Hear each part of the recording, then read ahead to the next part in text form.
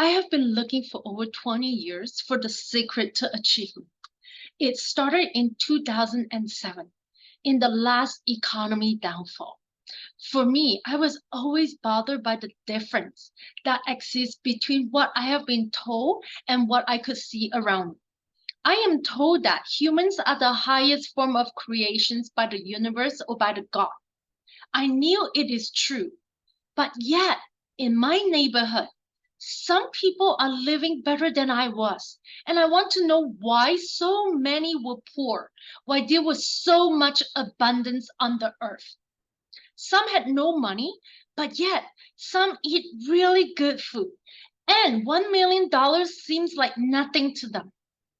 Education was available to everyone, and yet some are educated with multiple degrees, and yet they will struggle in life. But some with little education, and they earn millions of dollars a year. Some live in an ugly and inadequate housing, and yet there was some good home for sale in my neighborhood.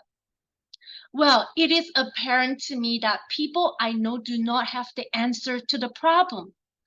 They were good people, but they did not have the answers. And do you know what the answer was? The secret to achievement that I had devoted my years to the finding?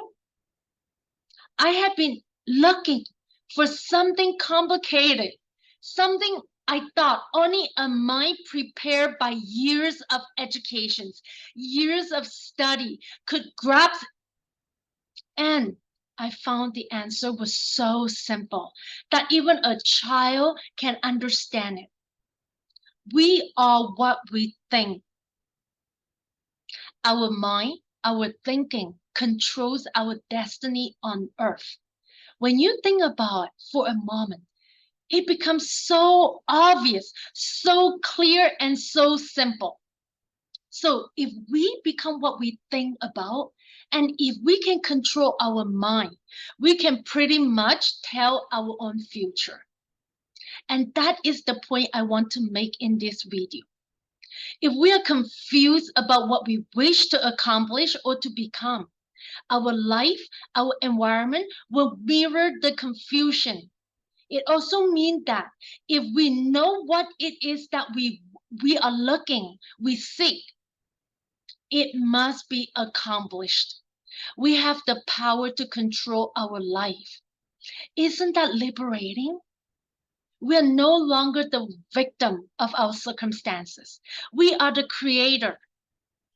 We can know what it means to go through life from one success to another, to play life according to the rules and reap the rewards.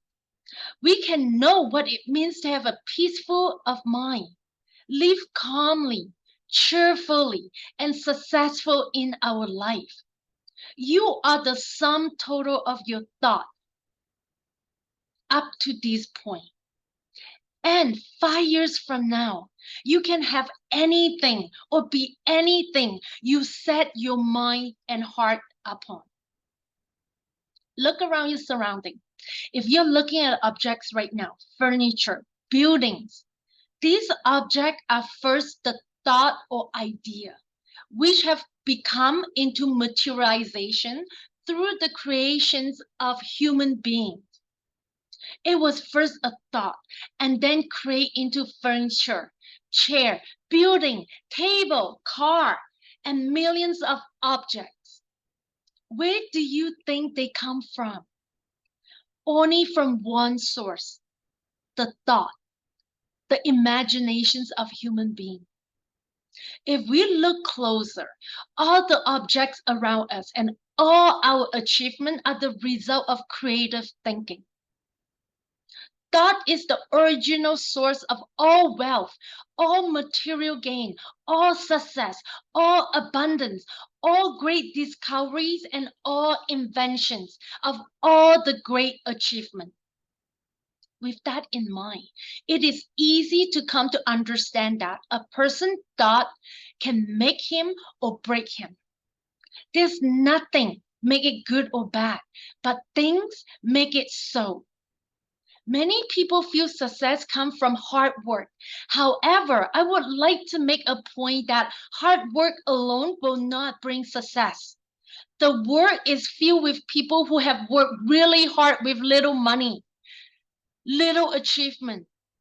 Something more than hard work is necessary. It is the creative thinking and firm belief in your ability to execute your ideas. The successful people have succeeded through their thinking. Their hands are just the helpers to their brain. Our fearful thoughts are just as creative and as magnetic in attracting troubles to us as our positive and constructive thought in attracting positive results. Simon Freud, the famous American psychologist, brought the world attention to the hypothesis that there was a powerful force within us, constantly at work, molding our thought, feeling, and action. Some call it inner power. Some call it superego or superconsciousness or the unconscious or the subconscious mind or any other names. The ancient people often refer it as spirit. No matter what we call it, it is considered as the essence of life, and the limit of its power are unknown. It never sleeps. It comes to our support in times of great trouble. It warns us of any danger. Often it helps us in what seems impossible. It guides us in many ways, and when properly employed and performed, it is called miracles. I remember one time I saw one of those giant moving machines rolling along the road at 20 kilometers per hour with what it looks like 1,000 tons of metal behind it. An incredible machines, and there was a little man with his hands on top of the wheel guiding it. As I was watching it, it struck me with the similarity of the machines to the human mind. Just suppose you are sitting at the control of a vast source of energy. Are you going to sit back and fold your arm and let it run into a ditch? Or are you going to keep your hands firmly on the wheel and control it, direct this power to a specific purpose and a worthy goal? It is up to you. You are in the driver's seat. Every thought seed, sow and allow it to drop into the mind, to take root, and there produce its own blossom sooner or later into act and bearing its own fruits of opportunities and circumstances. Good thought bear good fruits. Bad thought bear bad fruits. He or she will find that as he or she alters their thoughts towards situations, people, and other people, and people, situations, and other people will alter towards him or her. We think a thought can be kept secret, but it cannot. It rapidly crystallizes into habits. And our habits create our result and circumstances. Thought of fear, doubt, indecision will form weak procrastinations and undecisive habits, which create circumstances of failure. Lazy thought will form dishonesty, disorganized, which will create circumstances of confusions and beggary. Thought of courage, self-reliance will form decisive habits, which create circumstances of freedoms and happiness. A persistent train of thoughts, whether good or bad, cannot fail to produce its result or characters or circumstances. A man cannot directly choose his circumstances, but he can choose his own thought, and so indirectly and surely can shape his circumstances. Choose your thought wisely, and all the world will soften towards you and be ready to help you. Put away the bad thoughts, and all opportunities will speed up to present to you. It is said that a man should conceive a worthy purpose in his heart and set out to accomplish it. He should make this purpose the centralizing point of his thought. He should make this purpose his supreme duty and devote his life to its attainment, not allowing his mind to wander around. This is the road to self-control, to true concentrations of thought. A physical weak man can make himself strong by careful and patient exercise. So the man of the weak thought can become strong by training himself in thinking. Put away the weakness and aimless and to start thinking with purpose. See failure as a stepping stone. Make all conditions, no matter good or bad, to serve you. And think strongly, attain fearlessly, and accomplish masterfully. All the man achieved and all that he failed to achieve is the direct result of his own thinking.